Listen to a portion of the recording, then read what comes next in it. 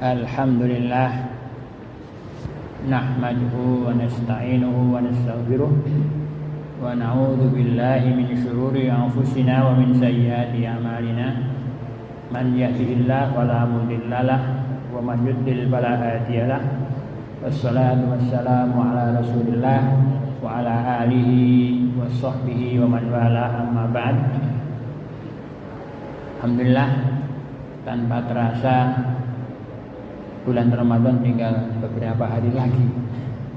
Rasanya masih kurang kita memperbanyak ibadah dikit, membaca kalimah thayyibah, dan mungkin juga sedekah masih kurang. Ternyata Ramadan sudah hampir meninggalkan kita. Mudah-mudahan kita bisa memanfaatkan sisa-sisa waktu sedikit ini untuk lebih banyak lagi kita melakukan kebaikan-kebaikan, sehingga mudah-mudahan itu bisa menjadi bekal kita untuk kita nanti menghadap Allah Subhanahu wa taala. Hadirin, sering kita melihat anak berantem. Yang menang merasa wah kuat. Kadang nggak cukup satu persatu berantemnya, royokan, tawuran, dan kadang-kadang malah pakai peralatan yang berbahaya. Ini yang menang merasa dia kuat. Hadirin, mungkin sudah dikenal dunia. Kalau yang paling hebat tinjunya itu dulu Muhammad Ali. Setelah itu Mike Tyson, tinju 2-3 pukulan udah knock out, hebat sekali. Berarti dia dikenal di dunia sebagai orang yang kuat. Bahkan pada zaman Nabi ada orang yang kuat sekali, dia bergulatnya, namanya Rukanah. Suatu saat dia nantang Nabi Rasulullah Muhammad, yuk kita bergulat, ini siapa yang menang? Boleh. Tidak ada yang bisa mengalahkan Rukanah. Tapi ketika berhadapan dengan Nabi, Rukanah kalah. Dia merasa ini Nabi itu kekuatan seperti apa sih, kalau gede, dia nggak mampu mengalahkan itu. Padahal Nabi ya segitu, fisiknya juga segitu, tapi ternyata kekuatannya hebat. Jadi orang sebanyakan menganggap bahwa orang yang kuat berantemnya itu yang kuat beneran. Memang kekuatan fisik itu juga dibutuhkan di dalam keislaman kita, keimanan kita. Karena ada hadis yang mengatakan al-mu'min al-qawi khairun minal mu'min ad-dhaif. Cuma agaknya kekuatan fisik itu masih belum kekuatan yang sebenarnya. Tapi kekuatan yang sebenarnya itu kata Rasul adalah kekuatan mental. Rasul mengatakan laisa syadidu bisur'ah wa innama syadidul ladzi yamliku nafsahu 'indal ghadab. Orang yang kuat bukan yang dia kuat berantemnya, tapi dia bisa menahan dirinya dari marah.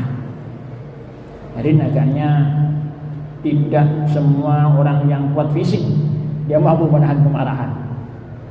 Kadang bahkan yang kuat fisiknya cenderung sombong dan dia tidak bisa menguasai kemarahannya. Hadirin, ada minimal 3 yang dianggap sebagai tolok kekuatan mental seseorang. Yang pertama adalah al-kaliminal ghaid, yang bisa menahan amarah. Memang nafsu amarah nafsu paling kuat, sehingga di dalam Al-Quran disebutkan wa ma ubarri'u nafsi innan nafsa la'ammaratun bisu. Aku enggak mampu menguasai diriku karena nafsu itu selalu mendorong kita kepada perbuatan yang jelek. Ammaratun bisu, amarah. Saya kira bahasa kita amarah dari bahasa Arab itu amarah. Nah, yang pertama, yang kedua adalah wal kadhimin wal afina 'anil nas. Mampu memaafkan orang. Ternyata enggak mudah. Banyak orang yang sampai bertahun-tahun enggak mau memaafkan. Bahkan sama adiknya sendiri enggak mau memaafkan. Dan agaknya tidak bisa dipaksa. Kalau memang dia tidak mau dipaksa, nanti malah berbahaya. Karena malah justru dia akan marah dan ini mungkin malah kita yang kena. Al-afina 'anil nas. Dan yang ketiga adalah wa'afin nas. Apa yang ketiga ya? Nah, ya alladzina yunfiquna fis sarra' wad dharra. Orang yang bisa memberikan sedekah atau nafkah atau infak fis sarra' wad dharra, baik di saat lapang maupun di saat susah. Kita kadang di saat lapang aja susah, di saat susah.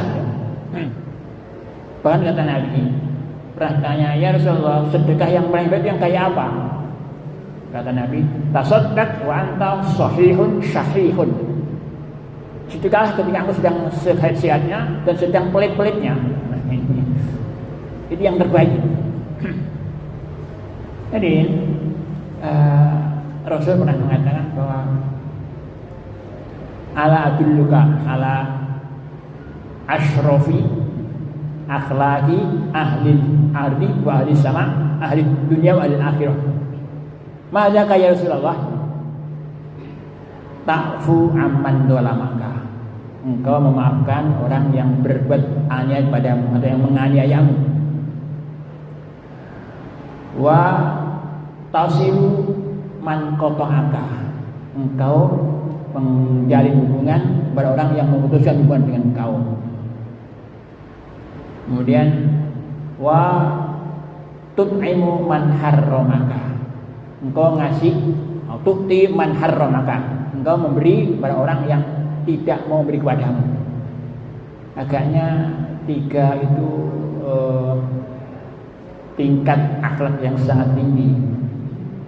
Ya kalau kita dizalimi, takwa man dolamaka, biasanya sejajarnya itu paling tidak kisos. Kalau kita ditempeleng ya ganti tempeleng. Tapi ketika kita tidak menempeleng, kita maafkan, nah itu tingkat tinggi. Tingkat tinggi. Kalau kita memukul pun ketika dipukul itu masih tingkatan adil itu, seimbang itu. Tapi ketika kita tidak, kita maafkan, nah itu tingkat tinggi. Juga tasil man qata'aka. Kita kalau udah dibenci orang, kita tidak disapa orang melihat kita melengos, kita marah. Mungkin kita akan balas melengos juga ya. Tapi kalau kita malah justru kita mendatangi dia, kita mungkin bersalaman dengan dia, kita baik dengan dia, nah itu tingkatan akhlak yang tinggi. Yang ketiga adalah ya memberi orang yang tidak yu'ti man hariya, memberi pada orang yang tidak memberi kepada kita. Kita kadang kalau diberi, kita rata-rata senangnya kita diberi. Untuk memberi ini agak berat itu. Karena rata-rata kita ini senangnya diberi pengorbanan. Jadi untuk berkorban itu berat itu. Nah, maka ketika ada tiga dari itu, ta'fu amman dolamaka, memaafkan orang yang menganiaya kamu. Tasilu man qata'aka, kita bersilaturahmi, memperbaiki hubungan pada orang yang memutuskan hubungan kita. Kemudian kita memberi pada orang yang tidak memberi kepada kita. Nah ini termasuk tingkatan yang tinggi. Mudah-mudahan puasa kita yang selama ini kita menahan diri, itu kekuatan menahan ini kan sebenarnya rem itu. Bahaya kalau remnya belum. Mudah-mudahan rem kita ini kuat.